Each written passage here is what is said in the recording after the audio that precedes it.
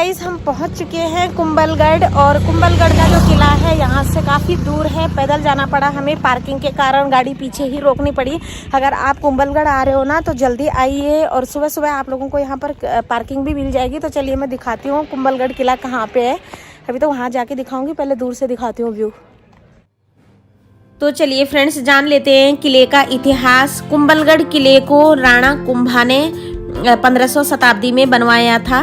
इसकी जो दीवार है वो 36 किलोमीटर लंबी और मोटी दीवार है, और ये अरावली की पहाड़ियों से घिरा हुआ किला है। और चीन की जो महान दीवार है ना, तो उसके बाद ये दूसरे नंबर पर आती है। इस किले के बारे में थोड़ी सी जानकारी मैंने बटोरी हुई है, तो मैं वहीं से आप लोगों को बता रही हूँ।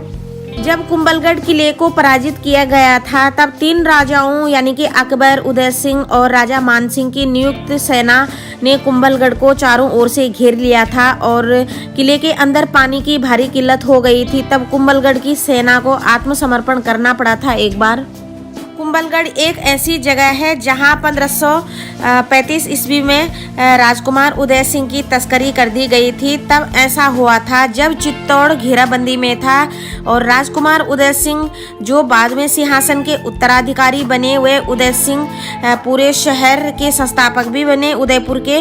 और वर्ष 1576 में हल्दी घाटी की लड़ाई में अकबर द्वारा सेना के नेतृत्व में लड़े जाने वाले प्रसिद्ध महाराणा प्रताप जी का जन्म भी कुंभलगढ़ में ही हुआ था।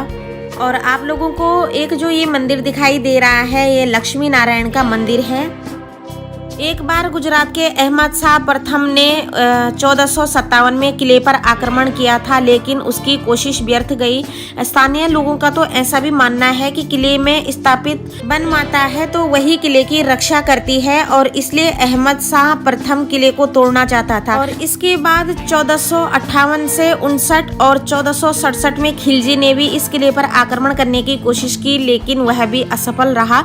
कहा तो यह भी जाता है कि 1567 से किले पर अकबर के जनरल शब्बास खान का नियंत्रण भी रहा। और 1818 में सन्यासियों के समूह ने किले की सुरक्षा करने का निर्णय लिया था। इसके बाद किले पर मराठाओं ने अधिकार कर लिया था।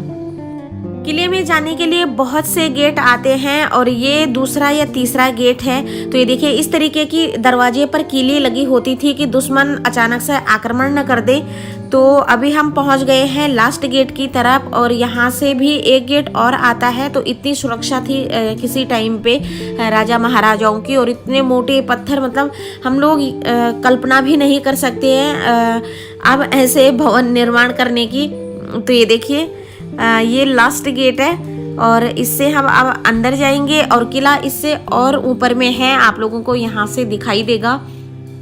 गाइज, यहाँ जाके ऐसी अनुभूति होती है ना कि राजा महाराजा शायद अभी भी हैं और जिंदा हैं। मतलब यहाँ की पग पग भूमि में और यहाँ पर कदम कदम पर सैनिकों ने अपना बलिदान दिया। इस किले के 7 विशाल द्वार हैं, और कुंभलगढ़ के मुख्य किले में आप 7 बड़े द्वारों या पोल में से पहुंचकर आगे बढ़ सकते हैं। और जैसे जैसे आप मुख्य किले की तरफ बढ़ते हैं ना, तो आगे आने वाले द्वार पहले से छोटे होते जाते हैं। इन द्वारों को इस प्रकार से बनाया गया है ताकि एक सीमा के बाद हाथी और घोड़े किले के अंदर प्रवेश न कर सके। कुंभलगढ़ का बलि मंदिर, ऐसा भी माना जाता है कि जब राणा कुंभा ने महल को मजबूत बनाने की कोशिश में लगे थे, तब इसकी दीवार बार बार ढह जाती थी। तब एक साधु ने यह सुझाव दिया था कि माँ दुर्गा के सामने किसी राजपूत का बलिदान देने से महल को मजबूत बनाने का कार्य सुनिश्चित हो सकता है। इस किले के लिए जो बलिदान दिया था वो एक साधु ने ही दिया था, वही आगे आए थे। जब उनके धड़ से उनका सिर अलग किया गया था, तो जहां पर उनका सिर गया था लुढ़क कर, तो वहीं से किले की दीवार शुरू कर दी गई थी। महाराणा कुंभा के पास बहुत सारे तेल के लैंप थे जिसे वे हर शाम को लगाते थे। इसके पीछे उनका उद्देश्य किले के नीचे काम कर रहे किसानों तक रोशनी पहुंचाना था। जोधपुर की जो रानी थी ना, तो इन लाइट को देखकर राणा कुंभा के प्रति उनका आकर्षक बढ़ता गया, और वे कुंभलगढ़ किले तक आ गई। लेकिन कुंभा ने इस असहज स्थिति को सहज करते हुए उन्हें अपनी बहन का सम्मान दिया। और आगे का इतिहास बड़ा ही विडम्बना भरा है। तो जब ना एक बार राणा कुंभा 1468 में प्रार्थना कर रहे थे, तब उनके बेटे उदय सिंह ने जो कि प्रथम बेटा था उनका, उन्हें मार दिया था। हालांकि उनकी हत्या कुंभलगढ़ किले में नहीं की गई थी, बिल्कुल चित्तौड़ के एक एकलिंग जी के मंदिर में की गई थी। लेकिन कुंभलगढ़ अपने निर्माता की हत्या का साक्षी रहा था। फ्रेंड्स, जो ये मंदिर दिखा आप लोगों को, तो ये महल के बीचों बीच है। महल के आसपास बाकी ये सारे रूम है, दरवाजे हैं। कुछ दरवाजों पे ताला लगा हुआ है, कुछ खुले हैं पर्यटकों के लिए। तो जो अभी मंदिर दिखा था ना आपको, अभी थोड़ी देर बाद भी दिखेगा। जब भी राजा युद्ध भूमि के लिए निकलते थे तो सबसे पहले इसी मंदिर में मत्था टेकते थे। ये एकलिंग नाथ जी का मंदिर है। और अभी चलते हैं महल के दूसरी मंजिल में। ये सीढ़ियाँ हैं, तो यहाँ पर भी जैसे सिटी पैलेस में देखा होगा आप लोगों ने, भूल भुलैया टाइप का था सारा, मतलब सीढ़ियाँ, दरवाजे वगैरह वगैरह। पहले जो राज परिवार था वो चित्तौड़गढ़ में रहता था। और जब महाराणा प्रताप जी का जन्म होने वाला था तो उनके जो माताजी थी वो यहाँ पर आ गई थी, क्योंकि ये स्थान, ये दुर्ग, ये किला सुरक्षित था। हमने तो हिस्ट्री में पढ़ा है और इतिहासकारों के द्वारा यह भी कहा जाता है कि ये दुर्ग ना बहुत सुरक्षित था। और जब उनका जन्म होने वाला था तो राज परिवार पूरा यहाँ पर आ गया था चित्तौड़गढ़ से। और इस किले में ना अचानक से कोई दुश्मन भी वार नहीं कर सकता था। और जैसे था ना, खिलजी का शासन था, मुगल शासन था पूरा, तो इसीलिए वो यहाँ पे आ गए थे। और ये है एकलिंग नाथ जी का मंदिर, जो कि भोले बाबा का मंदिर है, मतलब शंकर भगवान का मंदिर है। तो यहाँ पर मत्था टेकते हैं। हमने भी मत्था टेका। और सच बताऊं फ्रेंड्स, इस दुर्ग में आके ना आप लोगों को कदम कदम पर सैनिकों के बलिदान का आभास होगा। और उन्होंने जो बलिदान दिया ना, और जो चीख पुकार इस महल में मची होगी ना, कुछ टाइम तक मतलब थोड़ा थोड़ा एहसास ये भी होता है कि मतलब एक जिंदा दिल सा वो हो जाता है। मतलब कहीं ना कहीं आप लोगों को कुछ ना कुछ एहसास तो जरूर होगा इन किलों में जाके और इन दुर्गों के अंदर जाके। और कैसे रहा होगा वो समय, जब ना तो गाड़ी घोड़ा थे, ना हवाई जहाज थे, ना कारें थी, कुछ भी नहीं था। बैलगाड़ी आ रही होंगी, बैलगाड़ी भी उसके बाद ही आई होंगी। और ये मैं यहाँ पर आप लोगों के साथ शेयर कर रही हूँ। और यहाँ पे जाके जो आज खंडर हो चुके हैं ना ये सारे महल के दरवाजे या महल, तो एक टाइम ऐसा रहा होगा कि पूरा मतलब यहाँ पर नौकर चाकर रहे होंगे, राज परिवार रहा होगा, कैसा समय रहा होगा। तो जो महाराणा प्रताप की माता थी वो बहुत ही पराक्रमी और शक्तिशाली महिला थी। शक्तिशाली हो भी क्यों ना, क्योंकि वो इतने बलवान पुत्र को जो जन्म दिया, तो बलवान पुत्र को और शक्तिशाली पुत्र को तो शक्तिशाली माता ही जन्म दे सकती हैं। बहुत पराक्रमी थी वो भी। और जब वो राज परिवार के कुछ फैसले लेती थी ना, तो पूरे महल में, मतलब पूरे खानदान में उनका बोला माना जाता था, ये हमने सुना है। और गाइड भी यही बता रहे थे। तो मैं आप लोगों को ये अंदर की तरफ ले चल रही हूँ। और ये सारे रानियों के ना, ये जितने भी कमरे हैं इस साइड में, राइट साइड में सॉरी, तो ये सब रानियों के कमरे हैं। तो बहुत से कमरों में यहाँ पर ताला लगा हुआ है। अब इन कमरों के अंदर क्या है क्या नहीं है ये तो हमें नहीं मालूम। और एक रोचक बात और है, अनोखी बात लगी मुझे कि ना तो इसके मतलब इस भवन के अंदर ना तो गर्मी लगती है और ना ठंडी लगती है। मतलब इतनी मोटी दीवारें हैं कि ठंडियों के टाइम पे बिल्कुल भी हवा नहीं आएगी और गर्मियों के टाइम पे एकदम ठंडा रहेगा ये पूरा महल।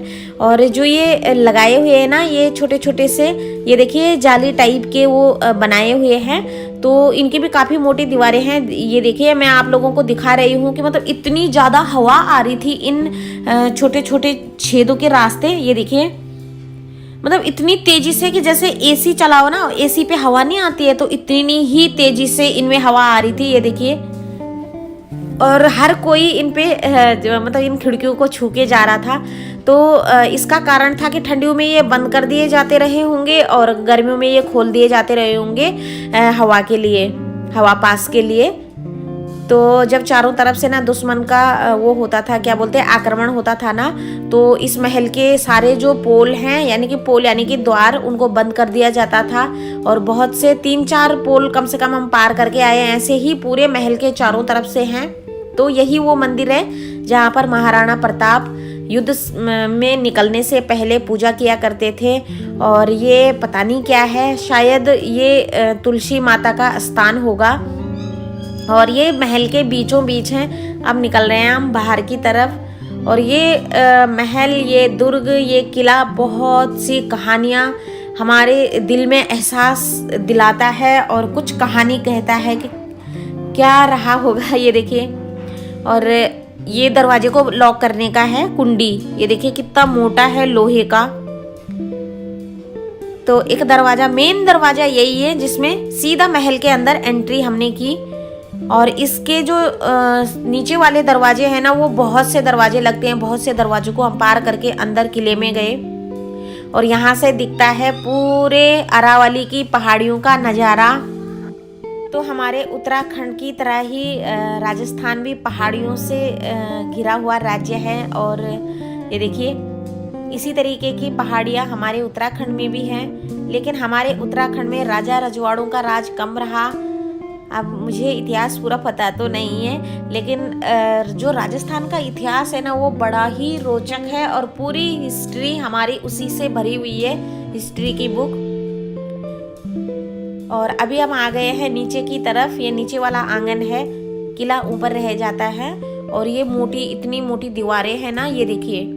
और इसके पीछे की तरफ जो खाई है ना, इतनी खतरनाक वाली खाई है कि मतलब कोई चाह के भी नहीं चढ़ सकता है ऊपर किले के अंदर। मतलब कोई दाखिल ही नहीं हो सकता था। पुराने ज़माने में होते रहे होंगे। तो अभी हम नीचे की तरफ जा रहे हैं और अभी आप लोगों को घुड़साल में भी लेके चलते हैं। और सबसे पहले मैं दिखा देती हूँ आप लोगों को माता का मंदिर, जय भवानी मंदिर। और इधर मंदिर है, ये देखिए। और वो चाइना की दीवार से भी मोटी दीवार है ये। तो ये दीवार बहुत नीचे तक है। ये देखिए, ये मंदिर दिख रहा होगा आप लोगों को। और यहाँ पर ये गांव भी है, छोटा सा गांव है। 20-25 घरों का परिवार रहते हैं यहाँ पे। और चारों तरफ से इतनी मोटी दीवारें हैं, ये देखिए। अभी हम सबसे नीचे आ गए हैं, फर्स्ट दरवाजे के, मतलब सेकंड दरवाजे पे हैं। तो यहाँ पर भी एक लक्ष्मी नारायण का मंदिर है। और यहाँ पर भी महाराज मत्था टेकते थे और तब जाते थे अपनी युद्ध भूमि के लिए। और जो कोई भी महल में प्रवेश करता था, चाहे वो किसी भी धर्म से हो, सबसे पहले उसे अगर राजा से मिलना है तो यहाँ पर मत्था टेकते थे लक्ष्मी नारायण के मंदिर में। और तब ऊपर किले में दाखिल होते थे। ये कहा गया था वहाँ पे, जो यहाँ पे पुजारी थे। तो हमने भी दर्शन किए गाइस। यहाँ पे बहुत आनंद, अच्छा सा सुकून मिल रहा था यहाँ पे दर्शन करके। और मन नहीं कर रहा था किले से नीचे आने का। ऐसा लग रहा था कि सभी का इतिहास में जानूं और अच्छे से जानूं, अच्छे से सुनूं। और मुझे इंटरेस्ट भी है बहुत ज़्यादा। तो ये देखिए, यहाँ पर कान्हा घंटी बजा रहा है और नहीं बजा पा रहा है। तो चलिए, आपको कैसी लगी आज की वीडियो ज़रूर बताना कमेंट में। और अगर मुझसे कोई गलती हो गई हो बताने में, या कोई थोड़ा सा चूक हो गई हो, तो मुझे माफ़ करना। और थोड़ा सा मैंने कहीं पर से कलेक्ट किया, पहले पढ़ा और फिर आप लोगों के साथ शेयर किया। और जो स्टार्टिंग के शब्द हैं वो मेरे नहीं हैं, मैंने कहीं से पढ़ के आप लोगों के साथ शेयर किया। तो गाइज, हम ऊपर किले से नीचे आ गए हैं और यहाँ पर गेट के सामने हम पियेंगे चाय वगैरह। देखते हैं यहाँ पे क्या मिलता है खाने पीने की चीज़ें। वैसे भूख भी लग गई है गाइज। अगर आप लोगों को थोड़ी सी भी वीडियो अच्छी लगी हो ना, तो प्लीज़ वीडियो को लाइक, शेयर और सब्सक्राइब ज़रूर करना। और आगे से ब्लॉग आने वाले हैं मेरे, तो चलिए मेरा साथ देना। और मिलते हैं कल एक और अच्छी नई वीडियो के साथ। तब तक के लिए राधे राधे।